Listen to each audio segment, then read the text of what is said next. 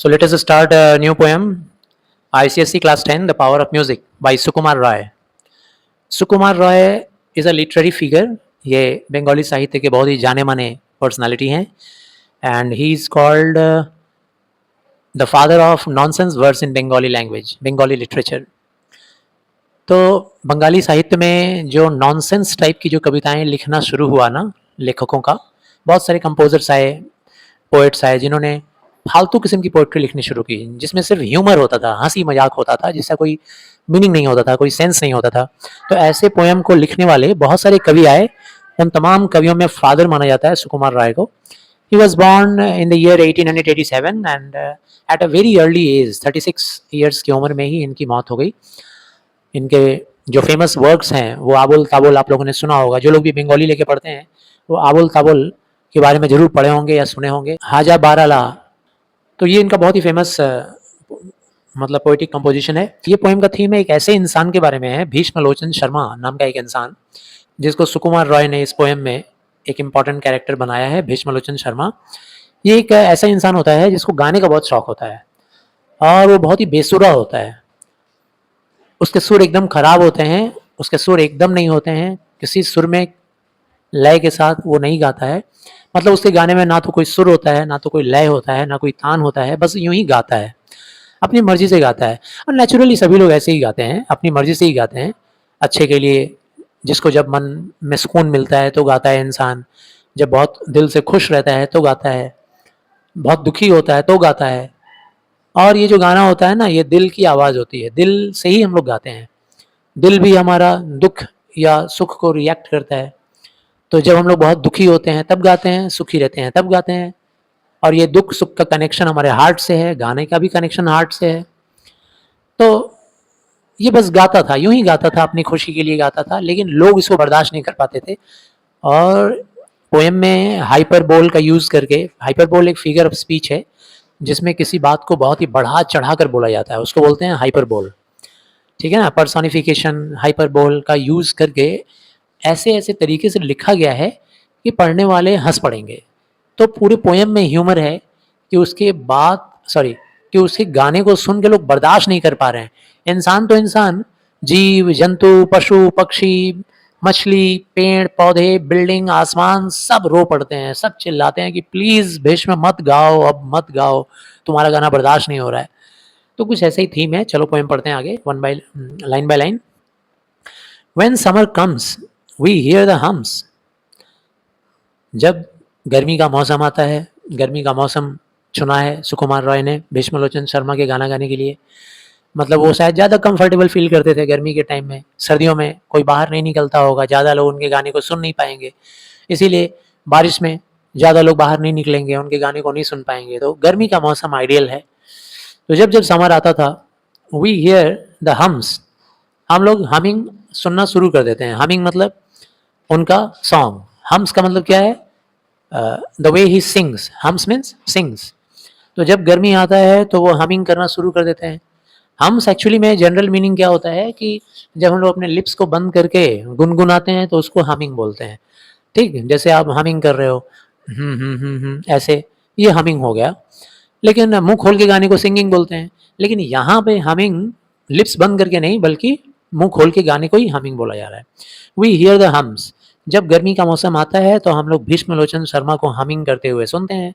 हम लोग मतलब उनके आसपास रहने वाले हम सारे लोग, जिसमें शायद सुकुमार राय भी हैं. You catch his strain on hill and plain from Delhi down to Burma. अब देखो यहाँ पर एक हाइपरबोल का यूज़ किया गया है, फिगर ऑफ स्पीच का. कभी कहते हैं कि यू कैच मतलब जब वो गाना गाने लगते हैं ना तो आप उनके गाने को सुन सकते हो. यू कैच हिज स्ट्रेन, उनके गाने को आप सुन पाओगे. हिज स्ट्रेन मतलब सॉन्ग, उनका धुन, म्यूजिक का धुन. ऑन हिल, पहाड़ी पे अगर तुम चले जाओगे ना बचने के लिए, उनके गाने का कर्कश आवाज़ जो कान के पर्दे फाड़ दे, बस चिल्लाते हैं. जब गाना चीख में बदल जाता है, चीखने में, चिल्लाने में, तो कान के पर्दे फटने लगते हैं. आदमी अनकंफर्टेबल फील करने लगता है, अपसेट हो जाता है, मेंटली बीमार पड़ जाता है. वैसे तो म्यूज़िक बहुत ही सूदिंग होता है, म्यूज़िक बहुत रिलैक्सिंग होता है, म्यूज़िक थेरेपी का काम करता है. आदमी बीमार होता है तो म्यूज़िक सुना सुना कर उसका उपचार किया जाता है, उसको उसकी रिकवरी होती है. लेकिन भीष्मलोचन शर्मा का गाना इतना डेंजरस था कि अगर कोई अपनी जान बचाने के लिए पहाड़ी पे चढ़ जाए तो वहाँ भी उनकी धुन चली जाती थी। एंड प्लेन, और उनका आवाज़ पूरे प्लेन पे फैल जाता था। प्लेन का मतलब क्या होता है? वो एरिया जो समतल ज़मीन होता है, मतलब मैदानी इलाके को प्लेन कहते हैं। जैसे इंडो गैंगेटिक प्लेन के बारे में आप लोगों ने नाम सुना होगा, तो इंडो गैंगेटिक प्लेन भी एक तरह का मैदानी इलाके को प्लेन बोला जाता है। तो चाहे हिल्स पे रहो, वहाँ भी उनकी आवाज़ चली जाएगी। तुम प्लेन में किसी भी एरिया में रहो, मैदानी इलाके में, वहाँ भी आवाज़ चली जाएगी। Even from Delhi down to Burma, यहाँ तक कि उनकी आवाज़ दिल्ली से बर्मा तक भी जा सकती है। इतना पावर था उनकी आवाज़ में, उनकी चीख में। He sings as though he has staked his life. गाना जब गाते थे ना भीष्मलोचन शर्मा, एज दो मतलब एज इफ, ऐसा गाते थे जैसे लगता था ही स्टेक्ड हिज लाइफ। ऐसा लगता था जैसे अपना जान लगा दिए हैं, जान की बाजी लगा दिए हैं, जी जान लगा के गाना गाते थे। स्टेक वर्ड किस कब यूज करते हैं हम लोग? कैसे? जैसे हम लोग बोलते हैं his life is at stake. At stake मतलब his life is in danger. तो यहाँ डेंजर नहीं है बोलने का मतलब कि वो अपना जी जान लगा देते थे। डिक्शनरी मीनिंग स्टेक का मतलब होगा डेंजर, जो कि यहाँ वैलिड नहीं है। ही सिंग्स एज दो, वो ऐसे ही गाते हैं ना, उनके गाने के बारे में बताया गया है। हाइपर बोल यहाँ पे यूज हुआ है। कैसे गाते हैं भाई? एज इफ, एज दो का मतलब एज इफ, मानो कि, हालांकि, ऐसा लगता है, ऐसे गाते हैं जैसे ही इज हेल बेंट, पूरी तरह से हेल बेंट हो गए हैं, मतलब गाने के लिए मर जाएं तो भी चलेगा, जी जान लगा देते हैं, जान निकल जाए तो भी गाएंगे। हेल बेंट, पूरी तरह से उसी पे उतारू हो जाते हैं गाने पे ही। द पीपल, जो लोग होते हैं ना, वो लोग जो उनके गाने को सुन रहे होते हैं, डेज्ड, सब लोग हैरान हो जाते हैं, सब लोग अमेज्ड हो जाते हैं, स्टन्ड हो जाते हैं। डेज्ड का मतलब स्टन्ड, चकित हो जाते हैं, ये क्या हो रहा है, अरे ये क्या, ये कैसी आवाज़ है, इस तरह से चकित हो जाते हैं, सब लोग डेज्ड हो जाते हैं। रिटायर, और सब लोग रिटायर करते हैं। रिटायर करना मतलब रेस्ट रूम का तलाश करना शुरू कर देते हैं कि कौन से ऐसी जगह में भाग जाएं जहाँ थोड़ा शांति मिले। रिटायर का मतलब वो नौकरी कैसे के बाद रिटायर हो गए वो नहीं है। यहाँ रिटायर का मतलब है रेस्ट या शांति की तलाश में भागना शुरू कर देते हैं, और वो भी अमेज्ड होकर के। अमेज्ड मतलब हैरान, चकित, परेशान होकर, सरप्राइज्ड होकर के कि ये कैसा गाना है, ये कैसी आवाज़ है, ये कहाँ से आ रही है। Although they know it's well meant, हालांकि सारे लोगों को पता है कि भीष्मलोचन शर्मा जो गाना गा रहे हैं, गाने का मीनिंग उनका ऐसा नहीं है कि वो दूसरों का कान का पर्दा फाड़ दें। गा रहे हैं, अपनी खुशी से गा रहे हैं, अपने लिए गा रहे हैं। सबको पता है कि उनके गाने का जो एक्चुअल में ऑनेस्टी है वो 100% ऑथेंटिक है। They are trampled in the panic, लेकिन उनका गाना इतना भयानक है ना, इतना खतरनाक, कि सारे लोग डर के भागना शुरू कर देते हैं। इन द पैनिक राउट, पैनिक का मतलब क्या होता है? आतंकित होना, और राउट का मतलब अफरा तफरी मच जाना। कुछ लोग उधर भाग रहे हैं, कुछ लोग इधर भाग रहे हैं, जान बचा के भाग रहे हैं कि इस गाने से बच जाओ भाई, जैसे भी बचो, गाने से बचो। पैनिक राउट, आतंकित होकर अफरा तफरी मच जाती है। उस अफरा तफरी में दे आर ट्रैम्पल्ड, वे लोग ट्रैम्पल्ड हो जाते हैं, कुचल दिए जाते हैं। इमेजिन करो कि 100 लोग 200 लोग भाग रहे हैं एक तरफ, और एक दो आदमी जमीन पे गिर गया, सारे लोग उसको कुचल कुचल के भाग रहे होते हैं। और लैंग्वेज पेल एंड सिकली, या तो कभी कभी ऐसा भी होता है कि वो लोग उस गाने से अगर ट्रैम्पल्ड नहीं भी हुए, अगर बच भी गए, तो लैंग्वेज की वजह से, मतलब पेन, दुख, परेशानी की वजह से, इरिटेशन की वजह से, दे पेल, उनका चेहरा एकदम पेल्ड हो जाता है। पेल होने का मतलब एकदम फेडेड हो जाता है, चेहरे से रंगत उड़ जाती है, एकदम लगता है जैसे खून सूख गया उनका, चेहरा सफ़ेद पड़ जाता है, लिप्स सफ़ेद हो जाते हैं, पेल हो जाते हैं। एंड सिकली, बीमार हो जाते हैं। एंड प्लीड, और वो लोग रिक्वेस्ट करना शुरू कर देते हैं, फिर प्रार्थना करना शुरू कर देते हैं। मेरे दोस्त, मेरे दोस्त किसको कहते हैं वो लोग? भीष्मलोचन शर्मा को कहते हैं मेरे दोस्त।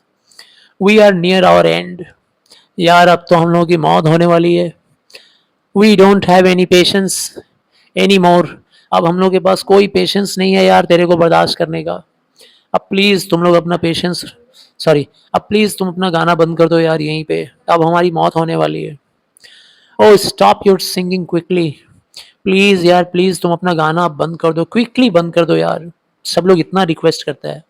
अब इसके बाद आप देखोगे कि भीष्मलोचन शर्मा के भयानक गीत का, उनके सुर का क्या असर पड़ा था। अब तक आपने देखा इंसानों के ऊपर, अब आप देखेंगे कि उसके भयानक सुर, संगीत का, आवाज़ का क्या असर पड़ रहा है बाकी के चीज़ों के ऊपर, जानवरों के ऊपर, पशु पक्षियों के ऊपर, मछलियों के ऊपर। The bullock carts are overturned, उनका गाना सुनने के बाद बुलक कार्ट्स के ऊपर देखो क्या असर पड़ता है। बुलक कार्ट्स मतलब जो बैलगाड़ी होती है ना, जिसके ऊपर गाँव में सामान वगैरह लाद के ले जाते हैं बहुत सारा। बुलक कार्ट्स आर ओवरटर्न्ड, ये देखो फिर से हाइपरबोल हो रहा है। ऐसा कभी हो सकता है किसी का गाना सुन करके बैलगाड़ी उल्टा पलटा हो जाएगा, ओवरटर्न, उलट जाएगा। बहुत सारे कार्ट्स हैं रास्ते में चल रहे, सारे कार्ट्स ओवरटर्न हो जा रहे हैं, सब पलटी मार के गिर गए। And horse's line the road side, bullock cart उलट गया और जो हॉर्स कार्ट भी रहा होगा, हॉर्स कार्ट का नाम नहीं लिया, हॉर्स कार्ट भी उलट गया होगा, घोड़ा उसमें से निकल के रास्ता में लाइन लगा के खड़ा है सब। घोड़ा लोग को समझ में नहीं आ रहा कहाँ जाएं, भागें कि क्या करें, ठीक है ना। तो यहाँ भी हाइपरबोल का यूज हुआ है, फिगर ऑफ स्पीच का बढ़ा चढ़ा के बात बोला गया है।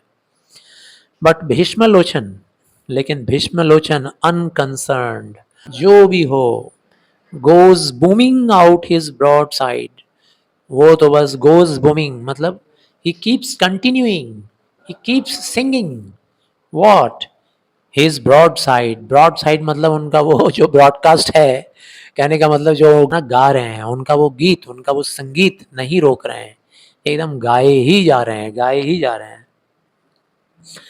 पुराना एक गाना याद आ रहा है, ठंडे ठंडे पानी से नहाना चाहिए, गाना आए या ना आए गाना चाहिए।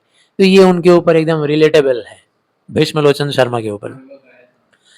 द रेचेड ब्रूट्स, बेचारे जानवर, ब्रूट्स का मतलब जानवर, एनिमल्स, रेचेड का मतलब दुखी, है ना, बेचारे, बेचारे जानवर। रिजेंट द ब्लेयर, रिजेंट मतलब प्रोटेस्ट करना, रिजेंट मतलब गुस्सा भी होता है, यहाँ पे रिजेंट का मतलब क्या है, प्रोटेस्ट। वो लोग प्रोटेस्ट कर रहे हैं उस ब्लेयर को, ब्लेयर मतलब वो कान फाड़ने वाला आवाज को, ब्रूट्स, एनिमल्स, इसमें पर्सोनिफिकेशन है।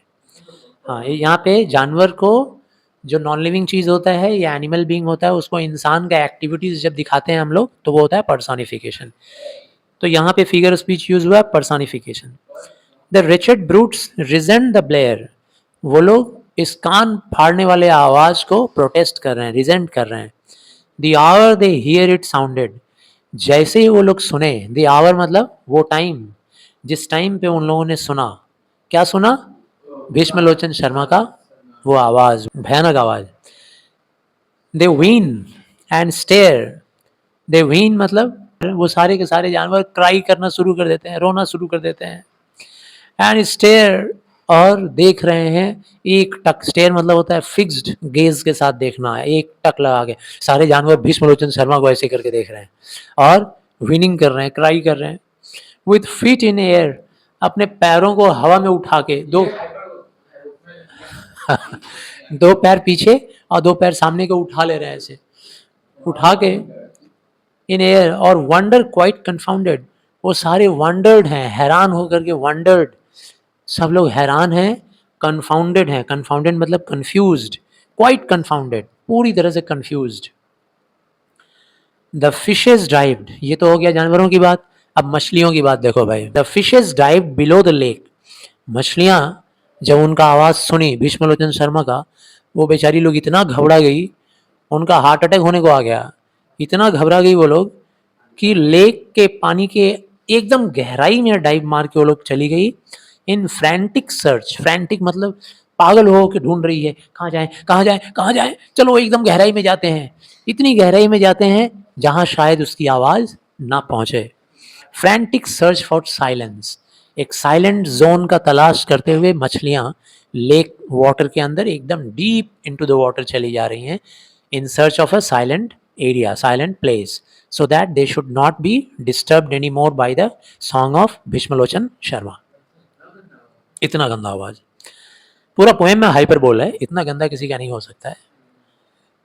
The very tree collapse and shake, लो, जानवर का बात देख लिए, इंसान का देख लिए, मछली का देख लिए, आप पेड़ पौधे का देखो। The very trees collapse जैसे इमेजिन कर लो कि कोई भूकंप आ गया है ठीक है ना, या कोई वोल्केनो फट गया है, ऐसा हो रहा है सिचुएशन भीष्मलोचन शर्मा के गाने से। ये पोएम नेचुरली सुकुमार रॉय ने जब लिखा होगा तो बच्चों को इंटरटेन करने के लिए ही लिखा होगा, नॉनसेंस वर्ड्स, ताकि बच्चे लोग इससे इंटरटेन्ड होएं। तो कह रहे हैं कि वेरी ट्रीज, जो सारे पेड़ है ना, सारे पेड़ आसपास के सब धड़ाधड़ कोलैप्स, सब कोलैप्स करना शुरू हो जा रहा है, सब गिर रहा है। एंड शेक, सारा पेड़ हिलने लग रहा है, सब हिल रहा है, सारा पेड़ को बिजली का शॉक लग गया है, मानो ऐसा लग रहा है हिल रहा है जोर से, और सब पेड़ जमीन पे गिर रहा, धड़ाधड़ धड़ाधड़ गिरते जा रहा है। You here the crash A mile hence, और ये जो पेड़ों के गिरने का आवाज है ना, जो क्रैश है, ये जो क्रैश हो रहा है, सारा पेड़ गिर रहा है, इसका आवाज आप सुन पाओगे अ माइल, 1 मील तक के सारे पेड़ धड़ाधड़ गिरते जा रहे हैं। एंड इन द स्काई, अब देखो, अब चिड़ियों की बात कर लो, पेड़ों की बात हो गई, मछली की बात हो गई, जानवर की बात हो गई, अब चिड़िया। एंड इन द स्काई, और आकाश में, द फेदर्ड फ्लाई, फेदर मतलब पंख, फेदर्ड फ्लाई मतलब पंख वाले उड़ने वाले जीव, यानी बर्ड्स। द फेदर्ड फ्लाई मतलब बर्ड्स, पंख वाले जीव जो उड़ते हैं। फेदर्ड फ्लाई टर्न टर्टल, ये टर्न टर्टल एक इडियोमैटिक एक्सप्रेशन है जिसका मतलब होता है, आपने फाइटर प्लेन्स को देखा है, फाइटर प्लेन्स को देखे होगे, कैसे वो लोग उड़ते हैं और उड़ने के बाद यूं यूं यूं यूं ऐसे ऐसे ऐसे ऐसे टर्न होने लगते हैं, ठीक है ना, ऐसे राउंड होने लगते हैं। मतलब चिड़िया उड़ रही होती है, जैसे ही इनकी आवाज वहां पहुंचती है, बेचारी चिड़िया ऐसे उल्टी हो चिड़िया उल्टा हो जाती है, ठीक है ना, कई बार राउंड ऐसे गोल हो जाती है, पागल जैसे, उसका दिमाग खराब हो जाता है। while they are winging means flying, again we cry, और उसके बाद हम लोग फिर से क्राई करना शुरू कर देते हैं, हम लोग मतलब हम इंसान लोग, we are going to die, oh won't you stop your singing, हम लोग बोलना शुरू कर देते हैं, ओ यार भीष्म, अब हम लोग मर जाएंगे यार, अब हमारी मौत हो जाएगी, अब तो गाना बंद करो, won't you stop your singing, क्या अभी भी नहीं बंद करोगे अपना गाना, प्लीज बंद करो यार। But Bhishma's sword beyond our reach, लेकिन भीष्मा का वो जो सॉन्ग है ना, भीष्मास के बाद एपोस्ट्रोफ एस दिया हुआ है, इसका मतलब है भीष्मास सॉन्ग, वहाँ सॉन्ग लिखा नहीं है, लेकिन उसका जो स्ट्रेन है, उसका जो धुन है, Bhishma's strain sword beyond our reach, लेकिन उसकी वो आवाज़ और ऊंची सोरिंग करते जा रही है। सोर का मतलब होता है going up, soaring high, beyond our reach, हमारी पहुंच के बाहर। हम लोग जो उसको रिक्वेस्ट कर रहे हैं ना, प्लीज प्लीज करके जो प्लीडिंग कर रहे हैं, वो आवाज उस तक पहुंच ही नहीं रही है, उसके भी बहुत ऊंची चली जा रही है उसकी आवाज। However we plead and grumble, खैर हम लोग तो प्लीडिंग करना शुरू कर देते हैं, प्लीड करना मतलब रिक्वेस्ट करना, और साथ साथ शिकायतें भी हम लोग शुरू कर देते हैं, ग्रम्बल करना मतलब कंप्लेन करना, हम लोग रिक्वेस्ट भी करते हैं और शिकायत भी करते हैं। द वेल्किन विप्स, वेल्किन का मतलब स्काई, स्काई विप्स, आकाश भी रो पड़ता है, हाँ ये पर्सोनिफिकेशन है। टू हियर हिज स्क्रीच, उसके भयानक आवाज, उसके लाउड म्यूजिक आवाज को सुन के, उसकी स्क्रीचिंग साउंड को सुन के आकाश भी रो पड़ता है। एंड माइटी मैंसन स्टम्बल, और पावरफुल, बहुत ही बड़े विशाल जो बिल्डिंग्स वगैरह हैं वो सब भी गिरने लग जाते हैं, धड़ाधड़ सारे बिल्डिंग गिर रहे हैं उसकी आवाज से। अब हम लोग ऐसा कुछ पढ़ने जा रहे हैं कि इतना रिक्वेस्ट और इतना मिन्नतें और विनती करने के बाद जो चीज़ नहीं होता है ना, उसका उपाय क्या होता है। कहते हैं ना कि जो लातों के भूत होते हैं वो बातों से नहीं मानते। तो ये भीष्मलोचन शर्मा जी जो थे, इनको रिक्वेस्ट कर कर के लोग थक गया, परेशान हो गया, विनती करके, चिल्ला के, रो के, तड़प के, लेकिन ये मानने वाले हैं नहीं। But now there comes a billy goat, लेकिन अब वहां पर एक बिली गोट्स आता है। गोट मतलब होता है बकरी, और बिली मतलब हो गया मेल बकरी, मतलब बकरा।